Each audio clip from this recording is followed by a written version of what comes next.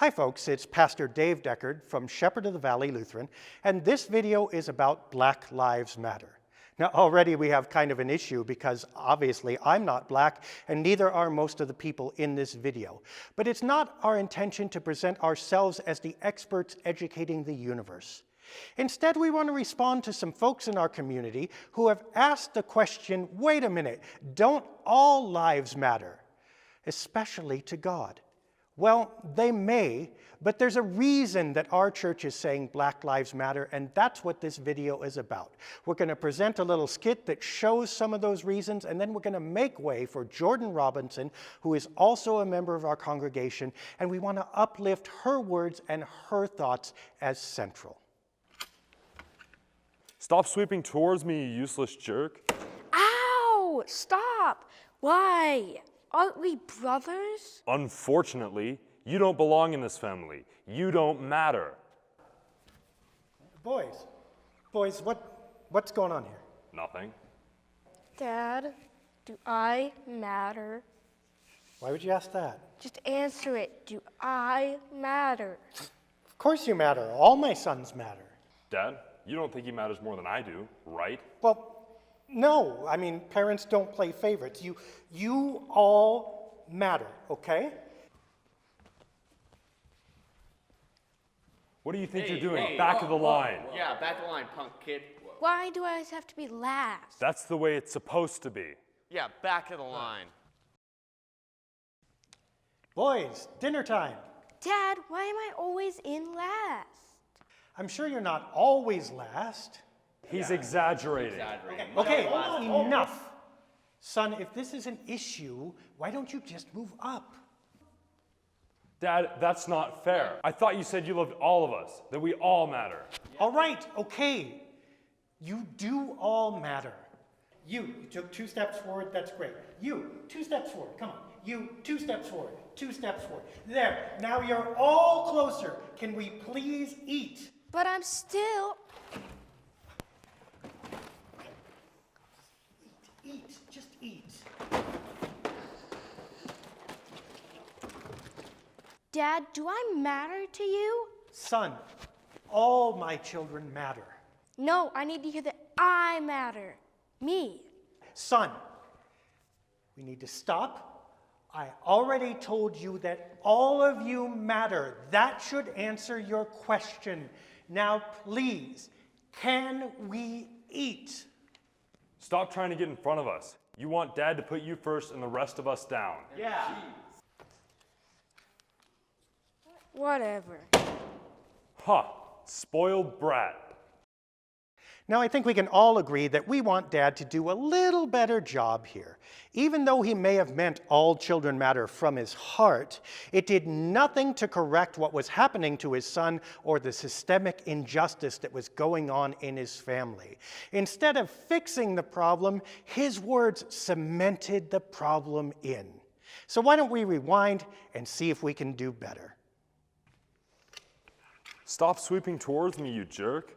Ow! Stop! Why? Aren't we brothers? Unfortunately, you don't belong in this family. You don't matter. What's going on here? Nothing. Nothing, okay. Son, are you all right? Dad, do I matter? Do you? Okay, hold on. We need to stop here. The fact that you have to ask that question even means something's wrong. So let's hold on. You can go ahead, put the brooms down. I want everybody meet me in the family room in 5 minutes, all right? You two especially. All right. I can tell by even the questions you're asking that something must be terribly wrong here. Yes, you matter. You matter infinitely to me. Let there never be a doubt in your mind or anyone else's that you do. I love you. But Dad, don't all of us matter? Yes, that's true. But before we talk about that truth, I need to ask you a question. Have you been treating all of your brothers like they matter? Now, if you want everyone to live by a truth, your first step has got to be to show it. But that's not fair.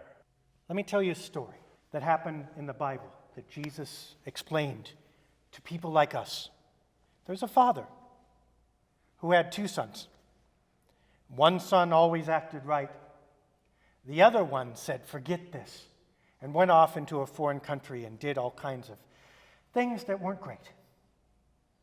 But that son who went off came back. And when the dad saw him, he did not keep apart from that son or judge him or do anything. Instead, when he saw him still far off, he didn't even wait for the son to get back home. When he was still far off, he went to that son and he said, "You're my son always, and nothing will change that. And you're going to be my son forever." And he put a robe on him, and he put a ring on his finger, and he held a big party because his son was back, and his son was always going to be his. And that son had an older brother, sure. And that older brother said something like, "Wait a minute, Dad, all sons matter." And the dad said, "You matter. You do. And everything that's mine is yours too. But that's not going to stop us from loving him." Wait a minute, Dad. Are you saying I did something wrong like the brother in the story? No, I'm not saying that you did anything wrong. You haven't. I'm saying that even if the worst were true, even if everything they thought they had against you was right, it wouldn't make a difference. You still matter. You're still my child. You're still God's child. Always. All lives don't matter. Until each life matters. Black Lives Matter. Hi, my name is Jordyn Robinson, and I really wanted to hop on and talk about the Black Lives Matter movement and different viewpoints that people are having. A lot of the time when people say all lives matter, I think they really are having the greatest intentions of saying that, because everyone does matter.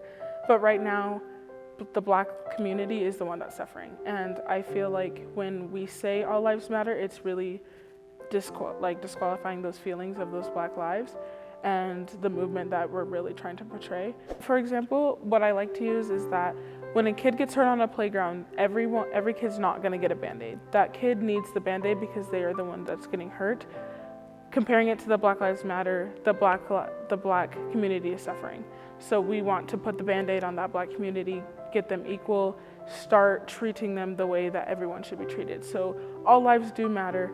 It's just that the Black community is the one that's struggling right now. There's another thing that I would like to say is that I grew up in a white household. I'm adopted, and I am a Black kid, and I do have a Black brother, but I am also educating myself because I don't know a lot about my Black history, and I don't think we're taught enough of it. So I'm also learning, and another thing I'm learning is that I can go to local businesses that are owned by Black people and start learning about those cultures, because even though I am Black and it looks like I should know all this stuff, I don't. So it's not just white people or anybody that needs to learn, it's also the Black community that needs to learn. And we also need to learn how to handle this in the right way. So donating to local communities and local places that are owned by Black people is one of the best things to do.